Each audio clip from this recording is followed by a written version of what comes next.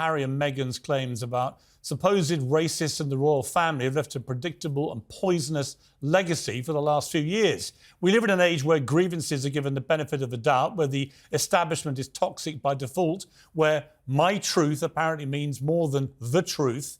They knew the power their words would hold, and many people across the world took their words at face value. Now, almost 3 years on, Britain is still dealing with the fallout from this. And also concerns and conversations about how dark his skin might be when he's born. What? About how dark your baby is going to be? Potentially, and what that would mean or look like. Hold up. There's Stop several right now. There's several conversations. There's a conversation with you? With Harry. About how dark your baby is going to be? Potentially, and what that would mean or look like. Ooh. And you're not going to tell me who had the conversation? I think that would be very damaging to them. Okay. Compartmentalized they were conversations. concerned that if he were too brown, that would be a problem. Are you saying that? I wasn't able to follow up with why, but if that's the assumption you're making, I think that feels like a pretty safe one. You may recall that I lost my previous job for responding to these claims by saying I didn't believe a word of it. Well, Harry and Meghan have never provided any evidence for that highly incendiary claim. It's not like they haven't had the chance to. After all, they pumped out 6 hours of self-indulgent bilge on Netflix, trashing Britain and the press for its racism, but didn't mention what they said on Oprah.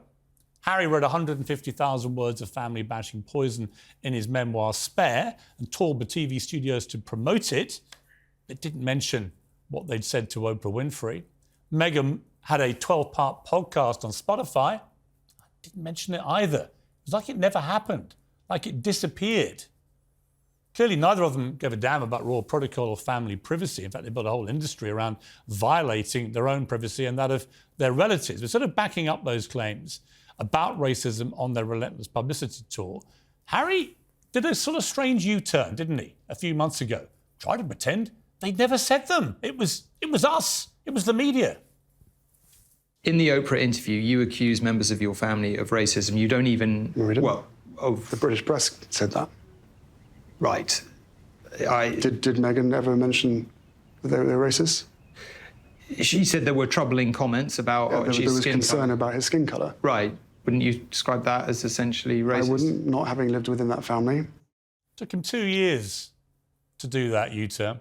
2 years of the royal family are a bunch of racists flying around the world. I was in America through a lot of that period, and they all believed it because it had appeared on Oprah.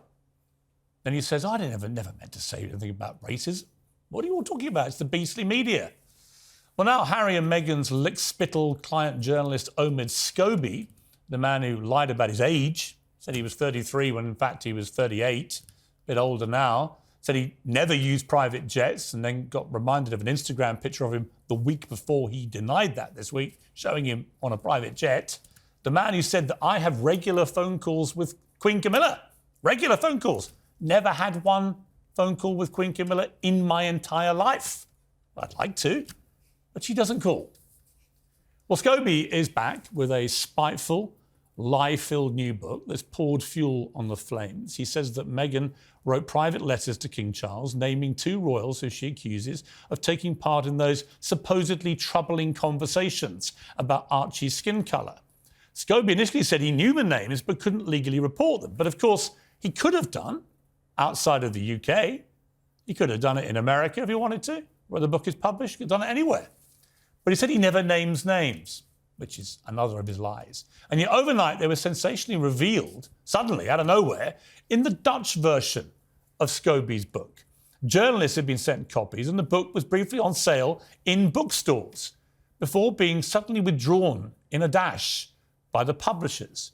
Scobie initially said it was a translation error, which didn't really make any sense, because how do you mistranslate names? They're either there or they're not. The publisher now says it wasn't translation, it was simply an error. But how did that error happen? How is there an entire different version appearing in a Dutch edition of this book.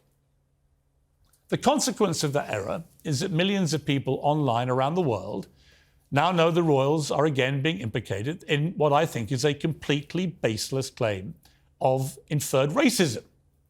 There is, again, massive speculation about who the people are who were supposedly making comments about Archie's skin colour, which is incredibly unfair to all the royal family. They've all been tarred with this brush now for years. Well, I'm going to end all this nonsense because, frankly, if a book is on the streets in Holland, available to Dutch people, containing names that Omid Scobie, the lickspittle scribe for the Duke and Duchess of Sussex, the man who you may remember denied they had any involvement in the last book. And so did Meghan. Do you remember? No, had nothing to do with it. But then in court, many months after the book was published, under oath, she had to admit she had emailed her aides briefing notes for when they met Scobie. So she was one of his primary sources on that first book. Now again, we're being told she had nothing to do with this. And maybe she didn't. And maybe we should be believing Omid Scobie when he says he did not ever write these names down in any draft of his book.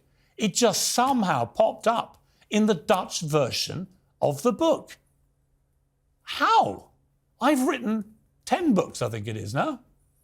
I've never had a version of my book pop up in a foreign edition that contained unbelievably damning allegations about two of the most famous people in the world, and I had nothing to do with it and didn't know how it got there, and nor did anybody else.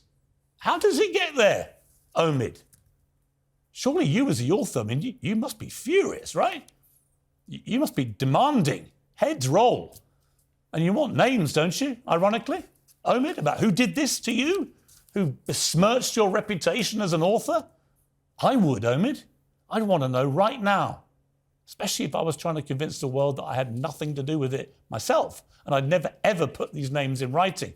And maybe some lawyer had come along and told me not to. I mean, that couldn't possibly have happened because you've given us your word. And as I've established so far in this monologue, your word is your bond and should be taken as sacrosanct. Well, I'm going to cut through all this crap. I'm going to tell you the names of the two senior royals who are named in that Dutch version of the book. Because frankly, if Dutch people wandering into a bookshop can pick it up and see these names, then you, British people here, who actually pay for the British royal family, you're entitled to know too.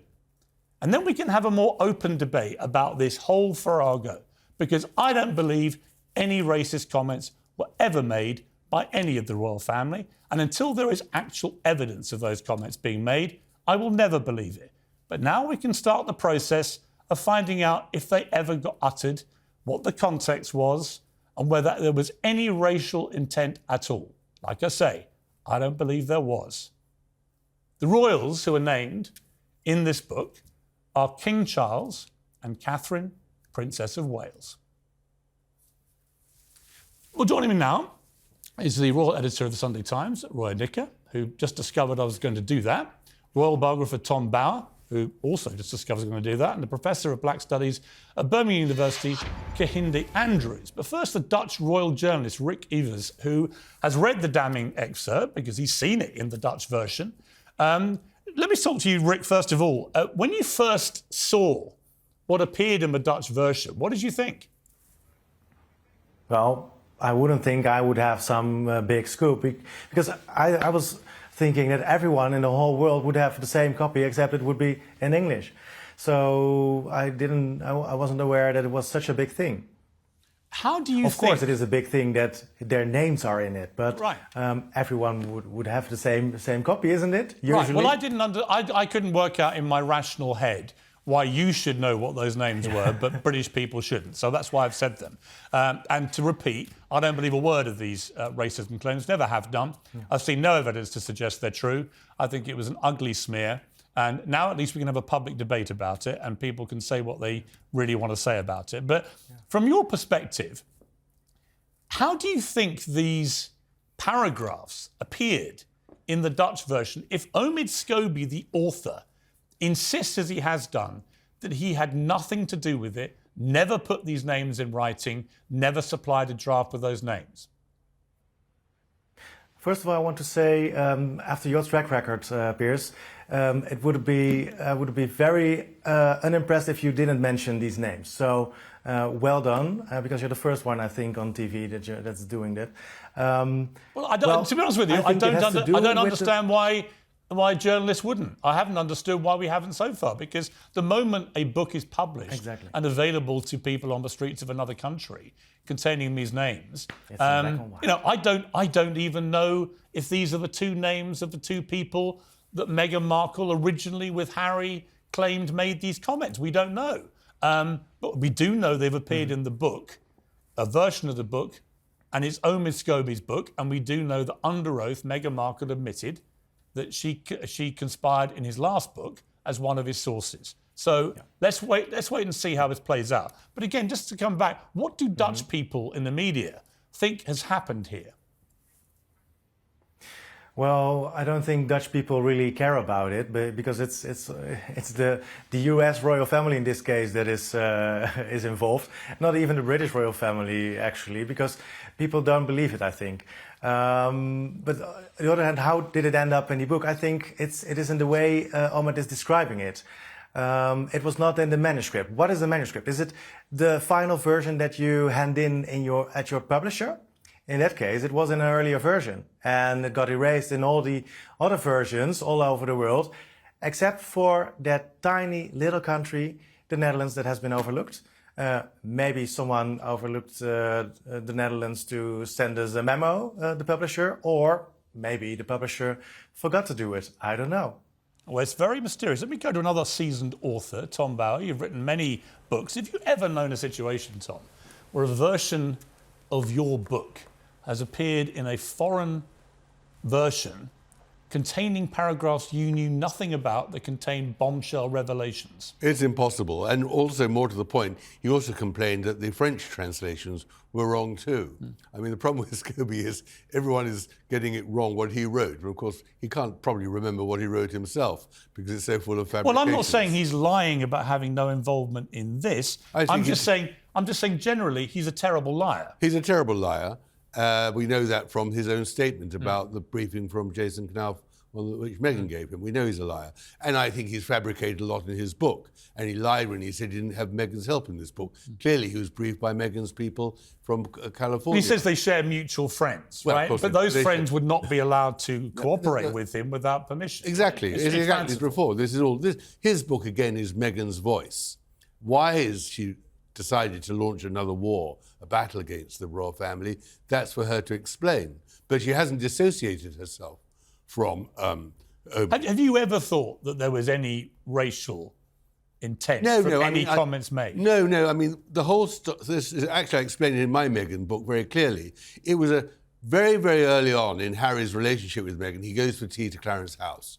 He's sitting there with King Charles, Prince Charles then, and Camilla, and they eventually discover who he's dating and all the rest of it. And Camilla, very as a joke, just says, "I wonder what your baby will look like. Will he or she have ginger hair?" It's just the normal. And when that originally came out, it had nothing to do with racism, as Harry himself admits. It was all to do with the perennial problem. What will your baby look like if it comes from different parents? I just thought it was incredibly disingenuous of Harry, after 2 years of feverish racism slurs. The thing about Harry, he then said, well, we never meant to infer racism. No, but the whole point is in the Oprah interview that he comes onto the programme after Meghan has spoken and says, no, she's wrong. It all happened long before she was pregnant.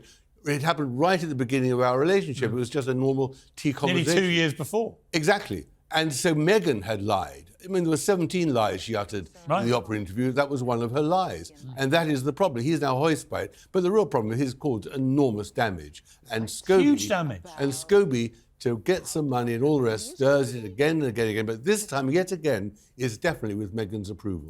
OK, Roy, look, you didn't know I was going to do the naming of these two people. I don't want to get you involved in that directly. You're a royal correspondent. But on the wider picture, this book is getting more and more attention. It's now front page news of many papers. It clearly has a lot of damaging revelations. It follows a familiar pattern from his first book. All the main royals are awful. Duke and Duchess of Sussex are angelic, and weren't they treated so badly? how significant is this book? Is it going to actually have any real effect, do you think? Well, it's interesting you say it's full of damaging revelations and bombshells, because actually from what I have read so far, it's just full of Omid's own highly partisan views and opinions, rather than fact-based, damaging bombshell allegations that I think a lot of people thought were going to be unveiled with real, proper evidence behind them. And I have to say, I've been asked about the book a lot this week, and it's just felt quite predictable. And of course, it was always going to get lots of traction because it's Omid, it's the royals. But it just feels, once again, like Finding Freedom, a very one-sided, partisan. The rest of the royal family are awful. Harry and Meghan smell of roses. And I think actually the British public and a lot of the wider public are able to sort of decide for themselves which camp they're in, how much they believe, how much they don't. I mean, you've talked about already this week the things that Omid has said about you that aren't true. Yeah. He's really not a fan of the Sunday Times coverage I've read, and he had a whinge and a moan about my William interview knocking off Trooping the Colour from the front page. We never put Trooping the Colour on the front page, and so on and so forth. So I think, is it going to be hugely damaging? I think it'll whip up a storm, predictably, to get publicity, and I feel that possibly something around these names could be to do with publicity. But I don't think it's going to have real lasting damage, because I don't think people are going to believe all his opinions. Right, and they shouldn't, by the way, from my experience. But in terms of, I guess, the family relationships here, particularly Harry and his father, we were reading signs of potential rapprochement. Would they come to Sandringham? I got to say, I think I've got more chance of being at Sandringham than Meghan Markle pulling that was my story. They'd like festive to. crackers. They'd like to. Yeah, it was your story, yeah. But none of this is going to help, because there is this belief, which may or may not be true in the case of this book. I don't know, right? But we know in the first book, Meghan Markle said she had nothing to do with it, and then under oath had to admit she did. If it turns out the same has happened here, and she's authorised friends to help him and give him stuff, because let's face it, this exchange of letters between Charles and Meghan Markle, only one of them can have told people about that. And Charles is not the kind of guy that's going to be telling people about a letter like that, which makes me think it's her and her friends, or somebody has gone to Scobie. We'll wait and see. But if that is the case, this is going to be very damaging to the ongoing trust issues between Charles and Harry. Well, trust is the key issue, and I think that was something I touched on in that piece about them saying we wouldn't decline an invitation to spend time with the family. The problem is, as you just rightly said, imagine what a whole Christmas at Sandringham would produce in terms of potential future content. And I think looking at, the phone call between Charles and Harry and Meghan around Charles' 70th birthday, it was briefed before it happened, and it was briefed after. And I think if you can't even have a private phone conversation that isn't briefed before or after... I honestly wouldn't trust, if that was someone in my family, after what they've done, repeatedly, I wouldn't trust them as far as I could throw them. Trust is the issue, and that's not changing anytime soon. Let's go to Kahindi, Andrew, who's been waiting patiently here. Kahindi, we've talked a lot about race issues over the years, but specifically here, there is no doubt that when they went on Oprah Winfrey 2 years ago, they made a series of allegations directly inferring racism by senior members of the royal family, which they've never produced evidence for, and which 2 years later Harry said, oh, we didn't mean racism, we meant unconscious bias and so on. Do you not feel that that is incredibly damaging to people like you who constantly fight battles for racial equality, racial justice, try and fight proper battles about this? Is it not incredibly damaging to that when someone of their profile tries to pretend what they said to Oprah Winfrey was not what it was? Well, no. I mean, I think the allegations, when they came out, we all kind of believed it. It wasn't something that seems completely outrageous.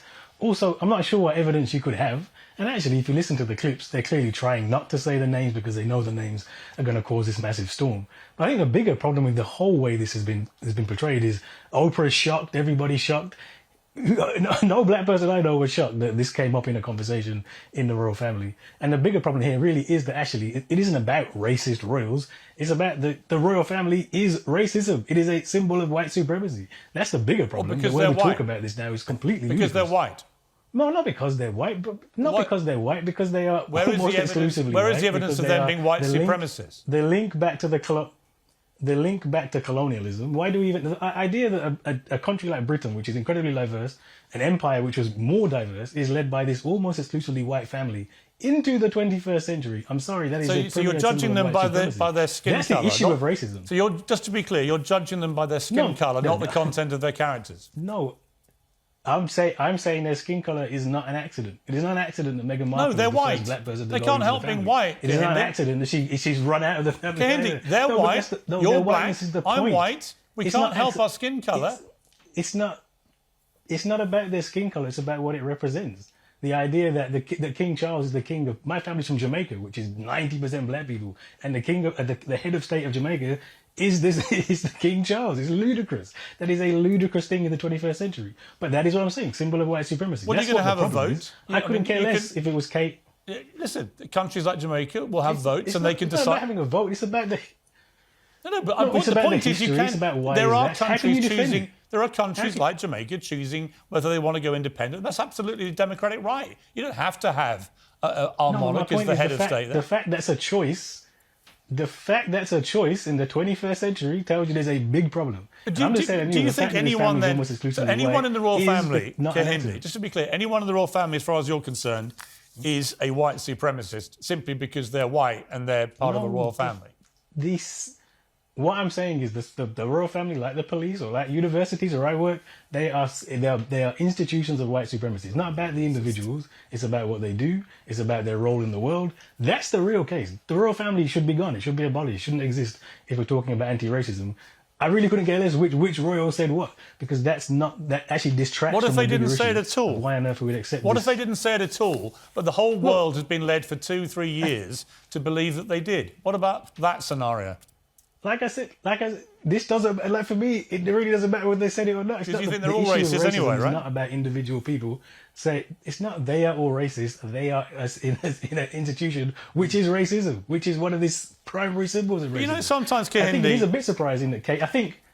I'm going to say sometimes, you know, when your default position, which it always is, by the way, is that everyone's a white supremacist if they've got white skin colour until they can prove otherwise. It is your default position. It is your default position. Piers, you know it's not what I said. That's always been your default position. I said that the institution... Any white people in any position of authority, power, anything, they're all white supremacists according to you. It does beg the question, why do you want to live in a country like this if they're all white supremacists? Like I could go home back to Jamaica. No, but I don't care. The head of state is the king. It's the same problem. I can't even get away from it. You can go where the hell you like. I'm just saying, why, honestly, why stay in a country you believe is led in every pillar of the establishment and society by white supremacists? Makes no sense to me.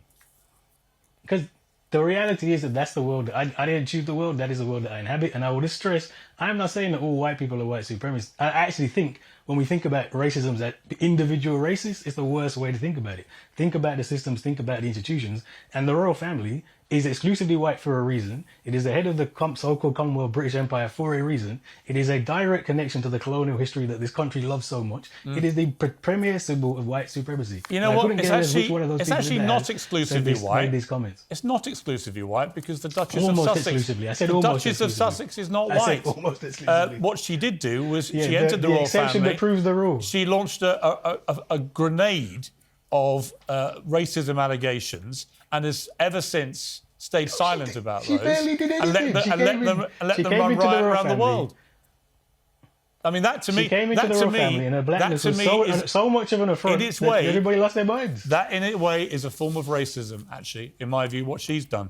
But we'll see. We'll see how this all plays out now, because I've decided to name Piers, the two people named in the Holland version of this book. Let's see how this plays out. Let's see whether Meghan Markle and Harry were involved with Scobie's book. Let's see what Scobie and his involvement in this offending paragraph and naming was. Let's just see how this all plays out. And let's give the members of the royal family that they besmirched collectively, let's give them the chance to properly respond. Because I don't believe a word of it. Anyway, Kahindi, it's always good to talk to you. Thank you very much. Tom, good to see you. Roya, thank you very much indeed.